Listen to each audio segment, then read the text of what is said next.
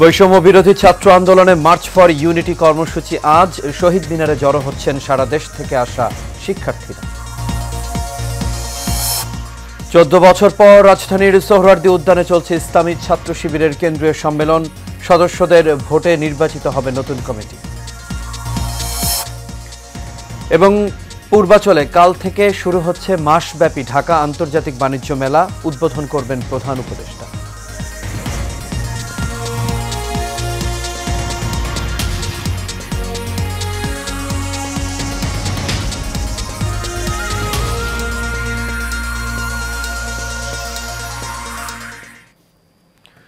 সবাইকে স্বাগত এশিয়ান নিউজে। দর্শক, পুরো সংবাদ জুড়ে আপনাদের সঙ্গে আছি আমি আনোয়ার রাজা। তখন শুনছিলেন বিআরবি কেবল ইন্ডাস্ট্রিজ লিমিটেড সংবাদ শিরোনামে। এবার চলে যাচ্ছি পুরো খবরে।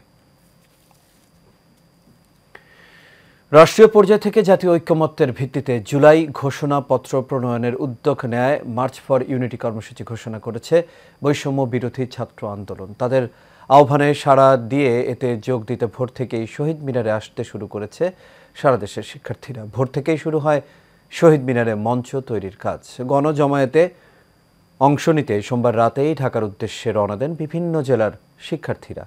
উত্তরের বিভিন্ন জেলা পঞ্চগড়, নাটোর, সিরাজগঞ্জের শিক্ষার্থীরা সকাল 7টার মধ্যেই শহীদ মিনার প্রাঙ্গণে অবস্থান নেন। তাদের প্রত্যাশা, ফ্যাসিবাদ বিরোধী শপথে সারা দেশের মানুষ এক হওয়ার শপথ নেবে। এমত অবস্থায় ছাত্র জনতার আহ্বানে রাষ্ট্রীয় পর্যায় থেকে জাতীয় ঐক্যমত্যের ভিত্তিতে জুলাই ঘোষণাপত্র প্রণয়নের উদ্যোগ নেওয়া হয়েছে। ছাত্র জনতা এই সময়োপযোগী উদ্যোগকে সাধুবাদ জানাচ্ছেন।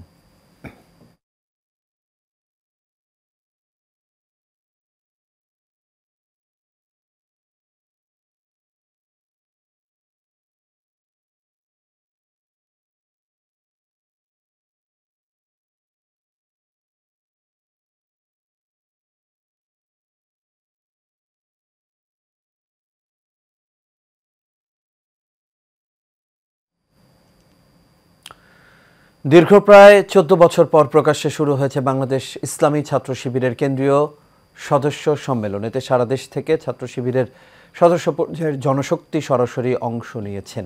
সকাল 8টায় রাজধানীর সোহরাওয়ার্দী উদ্যানে সদস্য সম্মেলনের কার্যক্রম শুরু হয়। জানা গেছে 15 বছরের অধিক আওয়ামী শাসন পরবর্তী সময়ে প্রথমবারের মতো সোহরাওয়ার্দী উদ্যানে এই সম্মেলন অনুষ্ঠিত হচ্ছে। এই সম্মেলনেই 2025 সেশনের জন্য নির্বাচিত কেন্দ্রীয় সভাপতির নাম ঘোষণা করা হবে। যেন গত 29 ডিসেম্বর সন্ধ্যা 7টা থেকে গতকাল রাত 9টা পর্যন্ত সদস্যরা অনলাইনে ভোট দিয়েছেন। দীর্ঘদিন পর প্রকাশ্যে সমাবেশ করতে পেরে সবাই ছিলেন উচ্ছ্বসিত। সারা দেশ থেকে আসা জনশক্তিদেরও উৎসাহ উদ্দীপনার মধ্য দিয়ে সদস্য সম্মেলনে অংশ নিতে দেখা গেছে।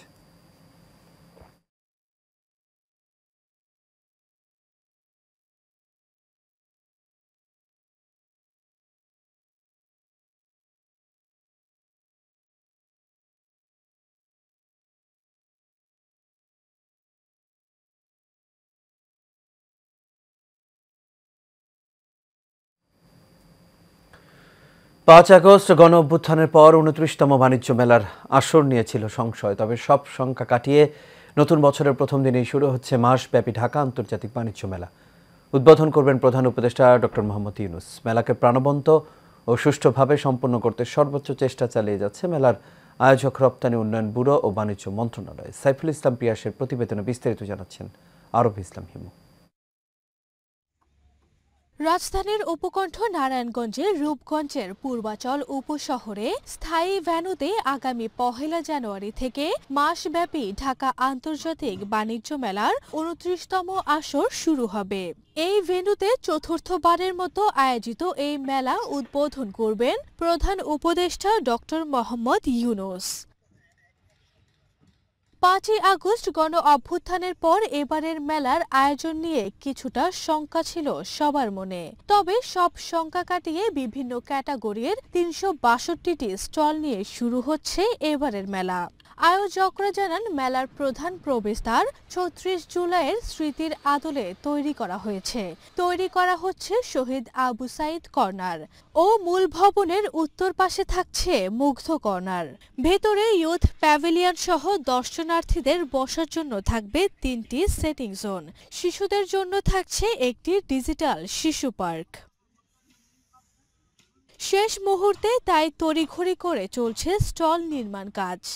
কাজ শেষের পথে 1 তারিখ থেকে যাতে মেলা শুরু, সবাই 1 তারিখের আগে ইনশাআল্লাহ কমপ্লিট করে ফেলবে, সমস্যা নেই। অন্যবারের তুলনায় যেভাবে স্কুলগুলো হতো সেম একই সময়ে একইভাবে আমাদের স্কুলগুলো কমপ্লিট হচ্ছে। We are happy that we can do this fair nicely. I hope Allah help us. এদিকে মেলায় নিরাপত্তা নিশ্চিতে থাকছে বিশেষ নজরদারি। 234টি সিসি ক্যামেরার পাশাপাশি স্থাপন করা হয়েছে 5টি ওয়াচ টাওয়ার।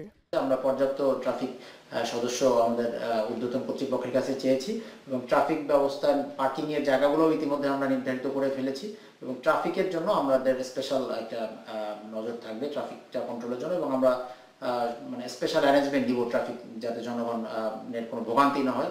অন্যান্য বছরের মতো মেলায় নির্বিঘ্নে যাতায়াতে বিশেষ বাস সার্ভিস দিচ্ছে বিআরটিসি। আরভি ইসলাম হিমু, এশিয়ান টেলিভিশন। পদ্মা নদীতে ঘন কুয়াশার কারণে সোয়া 2 ঘন্টা বন্ধ থাকার পর পাটুরিয়া দৌলতদিয়া নৌপথে ফেরি চলাচল শুরু হয়েছে। আজ সকাল 9:45টার দিকে ফেরি চলাচল শুরু করে কর্তৃপক্ষ। এর আগে নদীতে ঘন কুয়াশার কারণে সকাল 6:30টার দিকে নৌপথে দুর্ঘটনা এড়াতে সাময়িকভাবে ফেরি চলাচল বন্ধ রাখা হয়। এ বিষয়টি নিশ্চিত করে বিআইডব্লিউটিসি আরিচা কার্যালয়ের ব্যবস্থাপক মোহাম্মদ সালাম বলেন, আজকে ভোরের দিকে নদী এলাকায় ঘন কুয়াশা পড়তে শুরু করে, এতে ফেরির মার্কিং বাতির আলো স্পষ্ট হয়ে যায়।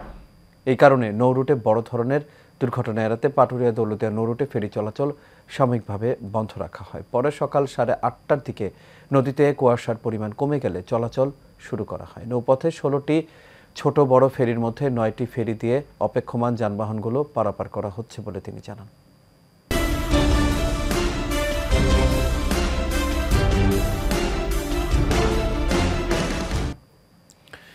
গাজীপুরের শ্রীপুরে এক নারীকে হত্যার পর মরদেহ নির্মাণাধীন 3তলা ভবনের নিচে আরসিসি ঢালাই দেওয়ার খবরে উদ্ধার অভিযান চালাচ্ছে র্যাব 1। সকাল 10টায় শ্রীপুর পৌরসভার 7 নম্বর ওয়ার্ডের বেড়াইদের চালা এলাকায় আব্দুল লতিফের নির্মাণাধীন বহুতল ভবনের নিচতলার পেছনের অংশে আরসিসি ঢালাই ভাঙার কাজ শুরু করা হয়। পুরো এলাকাটি ঘিরে রেখেছে পুলিশ ও র্যাব 1-এর সদস্যরা।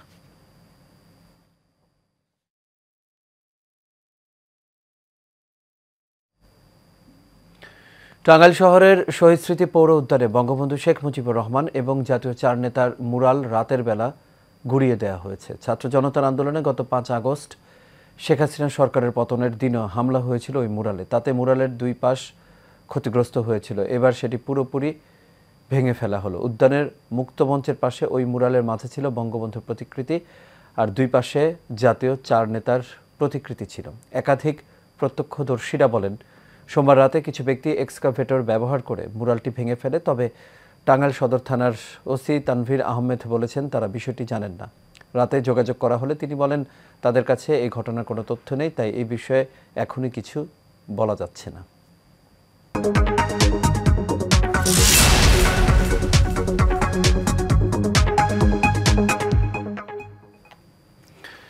দেশের সব ব্যাংকে সব ধরনের লেনদেন ব্যাংক হলিডে উপলক্ষে আজ বন্ধ রয়েছে। এই দিন দেশের প্রধান 2 শেয়ার বাজারেও বন্ধ আছে লেনদেন। বছরের 1 জুলাই ও 31 ডিসেম্বর দুদিন বাংলাদেশ ব্যাংকের ছুটির তালিকা অনুযায়ী ব্যাংক হলিডে পালন করা হয়। প্রথা অনুযায়ী আর্থিক প্রতিবেদন চূড়ান্ত করার জন্য বার্ষিক হিসাব নিকাশ শেষ করতে প্রতি বছর এই 2 দিন ব্যাংক হলিডে পালন করা হয়। অর্থ বছরের প্রথম দিন 1 জুলাই এবং পঞ্জিকা বছরের শেষ দিন 31 ডিসেম্বর তফসিলি ব্যাংকের সব ধরনের লেনদেন বন্ধ রাখা হয়। তবে এদিন শুধু দাপ্তরিক কার্যক্রম চলে, অর্থাৎ নিজেদের আর্থিক হিসাব মিলাতে সব ব্যাংকের প্রধান কার্যালয় ও গুরুত্বপূর্ণ শাখা খোলা থাকবে। এদিন ব্যাংক খোলা থাকলেও সেখানে কোনো ধরনের লেনদেন সম্পন্ন হয় না। তবে এই সময়ে কার্ডের মাধ্যমে একটি নির্দিষ্ট পরিমাণ টাকা উত্তোলন করতে পারবেন গ্রাহকরা।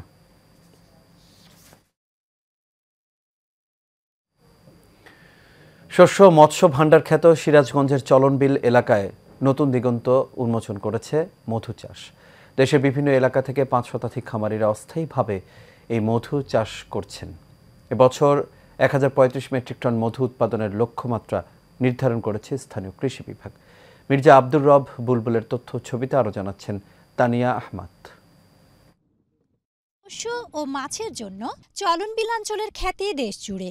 এবার সেখানেই নতুন দিগন্ত উন্মোচন করেছে মধু চাষ। উপজেলার তাড়াশ, উল্লাপাড়া, শাহজাদপুর, ফরিদপুর, ভাঙ্গুড়া, গুরুদাসপুর, সিংড়া ও আত্রায়ে ভ্রাম্যমাণ মৌ খামারিরা এই মধু চাষ করছেন। বিলের বিস্তীর্ণ মাঠে সরিষা ক্ষেতের পাশে মৌ খামারি স্থাপন করে মধু সংগ্রহে ব্যস্ত সময় পার করছেন খামারিরা। দেশের বিভিন্ন এলাকা থেকে 5 শতাধিক খামারিরা এসেছেন মধু সংগ্রহ করতে। মৌ চাষ করি এখানে গতবার থেকে আমি এই মাঠে যখন প্রথম শস্যি হয় তখন ওখান থেকে ধরেন যে এই মাঠটা আমি আসি। প্রথমে ধরেন যে 14-15টা আলি আসছিলাম, এখন ধরেন যে 100-2 আছে আমার বাক্স। কিন্তু আশা করা যাচ্ছে এবারে মধুর দামও পাবো কিংবা মধুটাও উৎপাদন হয় বেশি। আমরা সাতক্ষীরা থেকে মৌমাছি নিয়ে চরণবিল এলাকায় আসি। এখানে অনেক খামার আছে, আশেপাশে বহুত খামার আছে। আশা করা যায় সপ্তাহখানের মধ্যেই আমাদের কালেকশন হবে। এই মৌমাছির যে মধু সংগ্রহ করা হয় এই মধুগুলো অনেক সুস্বাদু, আমাদের চাহিদা মেটায়, দেশ বিদেশে দেওয়া হয়। তাড়াশ উপজেলার কৃষি কর্মকর্তা জানান, চলতি মৌসুমে তাড়াশ উপজেলায় 115 মেট্রিক টন মধু উৎপাদনের লক্ষ্যমাত্রা নির্ধারণ করা হয়েছে। আর পুরো জেলায় এবছর নির্ধারণ করা হয়েছে 1035 মেট্রিক টন মধু উৎপাদনের লক্ষ্যমাত্রা। চরণবিল একটি বিল অধ্যুষিত এলাকা হয়, এখানে সরিষার চাষ অনেক বেশি হয় এবং আশেপাশের অঞ্চলে চরণবিলের মধুর এক ধরনের সুনাম রয়েছে এবং দেশের বিভিন্ন প্রান্ত থেকে এখানে মৌচাষীরা আসেন এবং সরিষার সম্পূর্ণ সিজন তারা এখানে মধুর উৎপাদন করেন এবং চরণবিলের মধু এই অত্র অঞ্চল সহ সারা দেশে একটা সুখ্যাতি আছে। স্থানীয়দের চাহিদা মিটিয়ে চলনবিলের মধু যাচ্ছে দেশের বিভিন্ন প্রান্তে। খাঁটি মধু কিনতে অনেকেই আবার আসছেন দূর দূরান্ত থেকে। Tania Ahmed, Asian television. আর এর সাথে শেষ করবে এশিয়ান নিউজ। তবে যাবার আগে বিআরবি কেবল ইন্ডাস্ট্রিজ লিমিটেড সংবাদ শিরোনামগুলো দেখে নেব দর্শক আরও একবার।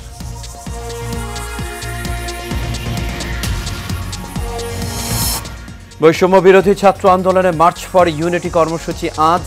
শহীদ মিনারে জড়ো হচ্ছেন সারা দেশ থেকে আসা শিক্ষার্থী। 14 বছর পর রাজধানীর সোহরাওয়ার্দী উদ্যানে চলছে ইসলামী ছাত্র শিবিরের কেন্দ্রীয় সম্মেলন। সদস্যদের ভোটে নির্বাচিত হবে নতুন কমিটি। এবং পূর্বাচলে কাল থেকে শুরু হচ্ছে মাসব্যাপী ঢাকা আন্তর্জাতিক বাণিজ্য মেলা। উদ্বোধন করবেন প্রধান উপদেষ্টা।